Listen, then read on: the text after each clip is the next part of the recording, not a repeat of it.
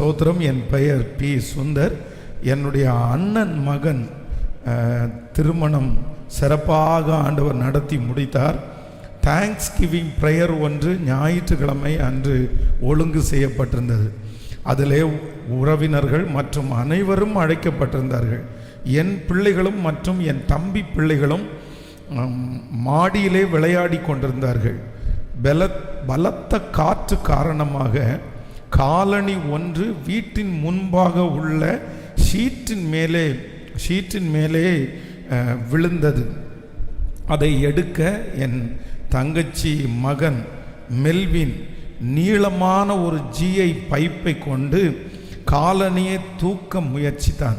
வீட்டுக்கு முன்பாக HD line, heavy line போகிறதை அவன் அறியவில்லை. அதில் தெரியாமல் பட்டு மிக மிக பலத்த சத்தத்துடன் வெடித்து தீப்பிடித்தது.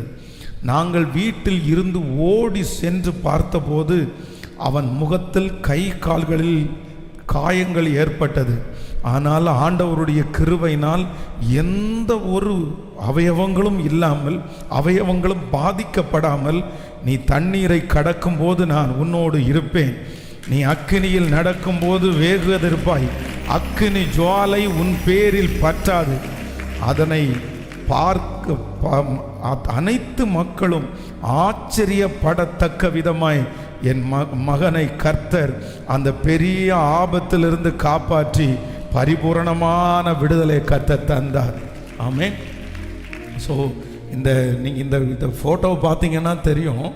மேலே வீட்டுக்கு மேலே ஹெச்டி லைன், அந்த இபி லைன், அந்த செருப்பு ஷீட் மேலே விழுந்துச்சு அப்படின்றதுக்காக அதை எடுக்கிறதுக்கு அந்த தம்பி முயற்சி எடுத்து ஒரு இரும்பு கம்பியை எடுக்கும்போது அந்த கம்பி அந்த லைனில் பட்டு, ஐயோ ஆண்டவருடைய பெரிய கிருபை, அவன் உயிரோடு இருக்கிறது ஆண்டவருடைய கிருபை.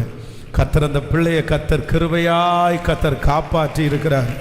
ஆமே, நம்முடைய தேவன் நம்மை காப்பாற்றுகிற நல்ல தேவனாய் இருக்கிறார்.